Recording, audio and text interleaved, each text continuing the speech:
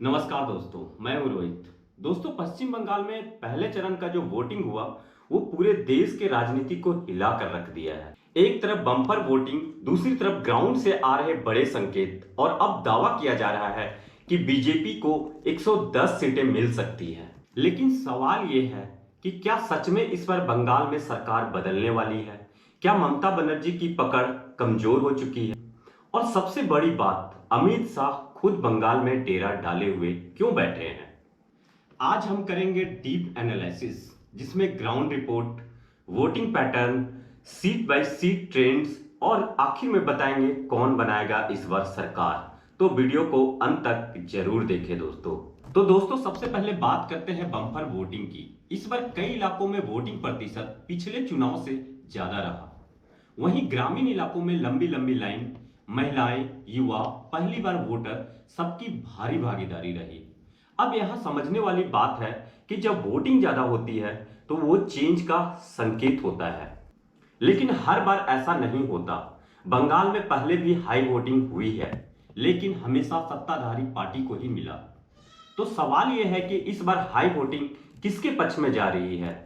क्या ये silent voter BJP के साथ है, या फिर टीएमसी मजबूत संगठन फिर से गेम पलट देगा?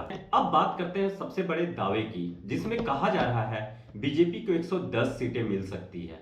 ये आंकड़ा कहां से आया? तो ग्राउंड एजेंसियां, बूथ लेवल फीडबैक, संगठन की रिपोर्ट, कई जगहों पर बीजेपी को सीधा मुकाबला मिल रहा है, तो कई जगह टीएमसी के पारंपरिक वोट बैंक में सेंध लग रहा है, खासकर नॉर्थ बंगाल, जंगल महल और बॉर्डर वाले इलाके में, जहां बीजेपी की स्थिति मजबूत बताई जा रही है। अब इस चुनाव का सबसे बड़ा और सबसे अहम पहलू को देखते हैं। पहले चरण के मतदान के दौरान अमित शाह बीजेपी के वॉर रूम में बैठ के वहीं से एक एक बूथ की लाइव रिपोर्ट ले रहे थे। अब ये स्ट्रेटेजी क्या है? ये एक सामान्य चुनाव मॉनिटरिंग नहीं है, बल्कि ये है high level election control system, जिससे कार्यकर्ता भी उत्साहित थे कि हमें भी जी जान से अपना वोट तो देना ही है, साथ साथ जो असमर्थ है बूथ तक जाने में, उन्हें भी साथ ले जाकर उन्हें वोटिंग दिलवाएं। वोटिंग के दिन वॉर रूम में बैठना क्यों इंपॉर्टेंट है? आमतौर पे नेता वोटिंग डे पर रिलैक्स मोड में होता, लेकिन यहाँ क्या हो रहा है? खुद गृह मंत्री बैठकर मॉनिटरिंग कर रहे हैं। इसका मतलब है बीजेपी इस चुनाव को डू और डाई सिचुएशन मान रही है। कोई भी वोट छूटे नहीं, कोई भी वोट मिस ना हो, हर चीज पर नजर, मतलब माइक्रो लेवल कंट्रोल है। पहले क्या होता था? ग्राउंड रिपोर्ट से पता चल जाता था फाइनल रिजल्ट, लेकिन अब booth report, data, turnout analysis, ये सब मिलकर बनाता है प्लानिंग।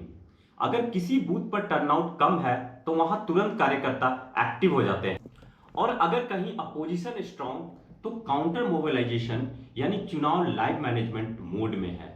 इसका असर सीधा दूसरे चरण पर होने का चांस हो सकता है।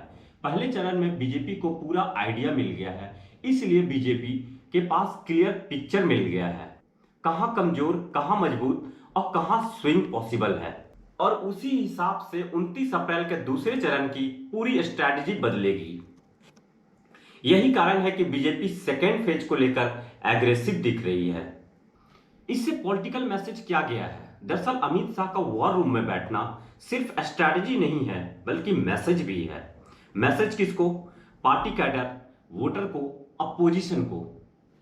इसमें मैसेज ये जा रहा है कि हम हर बूथ पर नजर रखे हुए हैं, कोई गड़बड़ी नहीं चलेगी। तो इसमें ग्राउंड में स्थित कार्यकर्ता भी अलर्ट और अपोजिशन भी प्रेशर में है। साथ ही वोटर के अंदर जो डर था वो खत्म कर वोट देने के लिए बाहर निकल रहे हैं। तो दोस्तों, ये चुनाव सिर्फ रैली और स्पीच से नहीं जीता जा रहा है, बल्कि ये चुनाव लड़ा जा रहा है डेटा, स्ट्रैटेजी और बूथ मैनेजमेंट के दम पर। और अमित शाह का वॉर रूम में बैठना यही दिखाता है कि बीजेपी इस बार पूरी प्लानिंग के साथ खेल रही है। तो अब देखते हैं दूसरे चरण की वोटिंग किस तरह होती है। तो दोस्तों, आपके हिसाब से क्या लगता है? कमेंट में जरूर बताएं। साथ ही वीडियो को लाइक और शेयर करें, और अगर आप नए हैं तो चैनल को सब्सक्राइब जरूर करें। तो फिर मिलते हैं नेक्स्ट वीडियो में। धन्यवाद।